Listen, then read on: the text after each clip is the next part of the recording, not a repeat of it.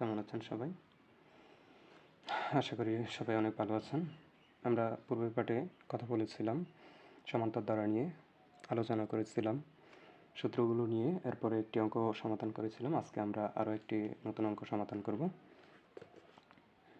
আজকে আমরা সমাধান করব হচ্ছে 6 নম্বর অঙ্কটি, 8 + 11 + 14 + 17 দ্বারাটির কোন পদ কত 392। এই অঙ্কটি আজকে আমরা সমাধান করব। তাহলে চলুন শুরু করা যাক।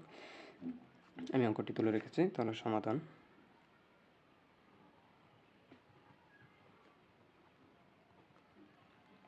তাহলে বলতেছে ধারার কোন পদ এত। আমি জানি আমরা পদকে কি দ্বারা প্রকাশ করি, যে 12তম পদ, 13তম পদ, 14তম পদ, 2তম পদ, এগুলাকে মূলত n দ্বারা প্রকাশ করি। যেহেতু আমার জানা নেই, আমি এই পদটাকে ধরে নিব আমি nতম পদ। কেন বলতেছে কোন পদ, যেহেতু কোন পদ এখানেই প্রশ্ন করে দিচ্ছে, এই জন্যই আমি ধরে নিব কি এখানে এই 392 পদটি হচ্ছে nতম পদ। তাহলে আমি ধরি nতম পদ। এরপরও এরকম আরও কয়েকটি অঙ্ক পাবেন আপনারা।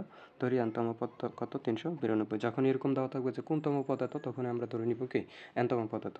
তাহলে nতম পদ ধরে নিলাম, n এর মান এটা হচ্ছে nতম পদের মান, কিন্তু nতম পদের মান।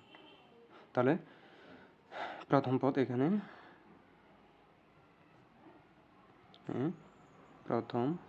প্রথম পদকে কি দ্বারা প্রকাশ করতাম, এই দ্বারা। তাহলে এই কত 8 সাধারণ অন্তর, তারপরে হচ্ছে সাধারণ অন্তর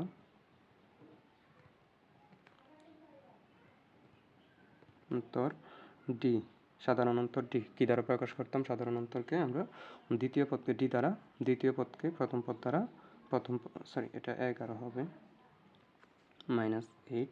তাহলে 11 থেকে 8 গেলে থাকে কত 3, 11 থেকে 8 গেলে থাকে 3। ঠিক আছে, তাহলে এখান থেকে n এর মান পাইলাম, এর মান পাইলাম, ডি এর মান পাইলাম। তাহলে আমাদের বলতেছে কি কোন পদটা n এর মানটা বের করার জন্য। এটা কিন্তু nতম পদের মান। ধরি nতম পদের, আমি এখানে লিখি এটা কিন্তু nতম পদের মান। ধরি nতম পদের মান এত। তাহলে আমরা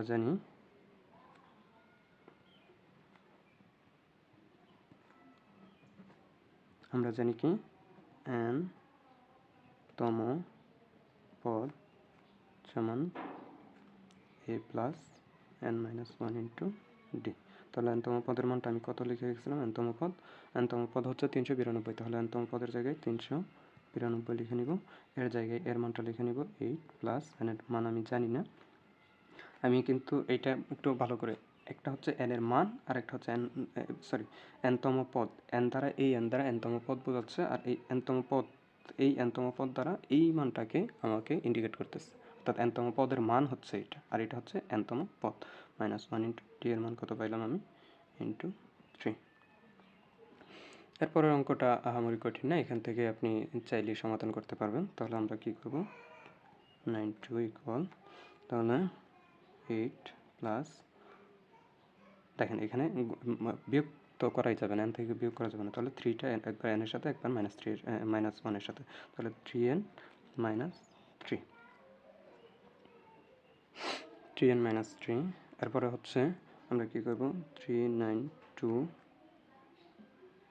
ইকুয়াল, তাহলে 8 থেকে 3 গেলে এই যে 8 আর 3 দুটোই সংখ্যা, গেলে থাকে কত 5 প্লাস 3n। তাহলে 392 - 5 ইকুয়াল 3n। কীভাবে আসছে -5, এটা এই পাশে প্লাস ছিল, এই পাশে আসছে মাইনাস হয়ে গেছে। তাহলে বাদ দিয়ে দিলে থাকে কত, 12 থেকে 5 গেলে থাকে হচ্ছে 7, 5 7 8 3 ইকুয়াল হচ্ছে 3n। তাহলে এটা অঙ্কটা এই পাশে আমি সমাধান শেষ করে দিই, যেহেতু আরেকটা লাইন আছে। তাহলে 3n ইকুয়াল কি লেখা যায়, 3n লেখা যায় 387। আমি একটু দেখে নিই,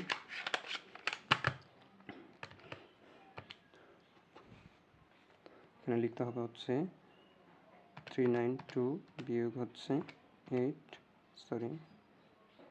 না 5, 392 বিয়োগ হচ্ছে 5, ভাগ করব কত দ্বারা, ভাগ করব n থাকবে, n এর মানটা বের করতে বলছে 387, এটা যেহেতু ভাগ অবস্থা গুণ অবস্থায় আছে এখানে এই পাশে আসলে কি হয়ে যাবে, ভাগ হয়ে যাবে। সুতরাং n ইকুয়াল, এটাকে যদি আমি ভাগ করি কত দ্বারা ভাগ করতে হবে আমার, 3 দ্বারা ভাগ করতে হবে, 129 শত, এইটাই হচ্ছে অন্যতম পদের মান। আশা করি অঙ্কটি সবার বুঝতে সমস্যা হয় নাই। অঙ্কটি ছিল এটা, পুরো অঙ্কটা হচ্ছে এই হচ্ছে পুরো অঙ্ক। যদি ভিডিওটি ভালো লেগে থাকে, ক্লাসটি ভালো লেগে থাকে, অবশ্যই আমার চ্যানেলটিকে সাবস্ক্রাইব করবেন, পাশে থাকা বেল আইকনটি বাজিয়ে দেবেন, আপনার মূল্যবান মতামত জানাতে ভুলবেন না। পেজে থাকলে পেজটি ফলো দিয়ে অবশ্যই পাশে থাকবেন, বন্ধুদের মাঝে শেয়ার করে দেবেন যাতে তারা দেখেও উপকৃত হতে পারে। তো আজকে এই পর্যন্তই থাকবে, পরবর্তী পার্টির জন্য সবাইকে আমন্ত্রণ রইল। আজকে এই পর্যন্ত, আসসালামু আলাইকুম।